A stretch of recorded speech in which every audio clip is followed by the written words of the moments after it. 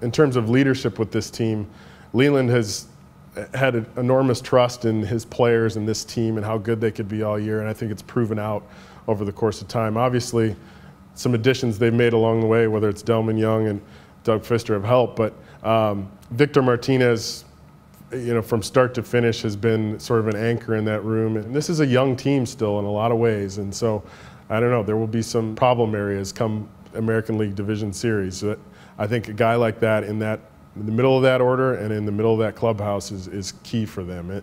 Leland's going to have some tough decisions to make, though, in terms of managing whether it's Maglia or Ordonez, the second, what do you do at second base? When do you use guys as defensive replacement? He's going to have his work cut out for him, but I really think he trusts Victor in that clubhouse. The Tigers head into the postseason with very deep pitching, and I'm talking about both the rotation and the bullpen. It's going to be a little bit uncertain, I think, how Jim Leyland will use his starters in what order. I would suspect that it's going to be Justin Verlander, Max Scherzer, and then Doug Pfister in the division series, and then he'll have to have his choice between Brad Penny and Rick Porcello, but I would think that he would probably use Porcello. I like the looks of the Tigers' bullpen. How can you not like Valverde with what he's done this season? And of course, Benoit has done everything the Tigers wanted him to do. But the Tigers' pitching begins with Justin Verlander and the type of season he's had. He's going to be the American League Cy Young Award winner. And with the prospect of him pitching twice in the division series, if he has to, the Tigers have the advantage over anybody. The Tigers' defense is at best average. There are a couple of minus and plus parts within that average, and the biggest plus is going to be Austin Jackson in center field. That's also the most necessary place for someone to be exceptional in Detroit's defensive arrangement. Jackson covers so much ground that he compensates for the lack of territory that Maglia Ordonez and Delman Young are going to be forfeiting at their particular corner spots.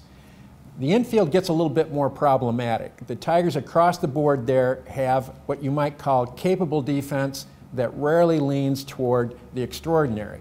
The one exception is Miguel Cabrera at first base, who, contrary to most of the impressions across the nation, might be the most underrated defender in baseball. Ramon Santiago plays fine at short and second, no matter what he does, what position he's utilized at. Johnny Peralta does not, again, have anything in the area of A range, but he has perhaps the steadiest arm of any shortstop in the league. Wilson Betemik definitely is on the negative side defensively, but his throwing arm is strong. And as long as you can utilize his bat for 6 innings, then you can replace him with Brandon Inge defensively. And of course, Inge will play occasionally against a left-hander. Alex Avila has moved into the upper tier defensively among all of the catchers in baseball, and he has an elite arm. All told, that figures into being an average area of expertise for the Tigers. It's not going to be anything that's going to win games, but it shouldn't lose games. The outcome of the Tigers in the playoffs will depend on other matters, beginning with pitching, extending through batting. Defense is likely to stay at sea level. When you talk about the Tigers hitting, early in the season, looked like it might be a weakness. Second half of the season, after the All-Star break, after the trade deadline, their hitting has been a stunning strength. Top to bottom, it really did start to get fleshed out when they picked up Delman Young shortly after the trade deadline, put him in the number 3 spot, professional hitter who has done very well.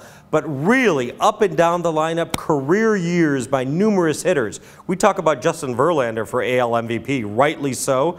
But what about Miguel Cabrera? I know he's had bigger numbers in other seasons, but what he has done balancing that lineup with Victor Martinez right behind him is truly remarkable. Victor Martinez, one of the best free agent pickups maybe in Tigers history, what he has done. Maglia Ordonez rebounded from a rough early start. You have Alex Avila out of nowhere becoming the best hitting catcher perhaps in all of baseball. You have Johnny Peralta out of nowhere becoming one of the top hitting shortstops in all of baseball. Top to bottom, Wilson Betemik, they picked him up near the trade deadline. He has helped out hitting at third base. The Tigers are near the top of the American League in batting average, near the top in slugging percentage and in runs scored. Most teams don't just slug and hit their way to a pennant, and the Tigers will need more pitching come playoff time. But the way their lineup has developed and the way it's stacked now, look out in the postseason. Enjoy it. That was your Detroit News, Detroit Tigers playoff preview. Enjoy the ride.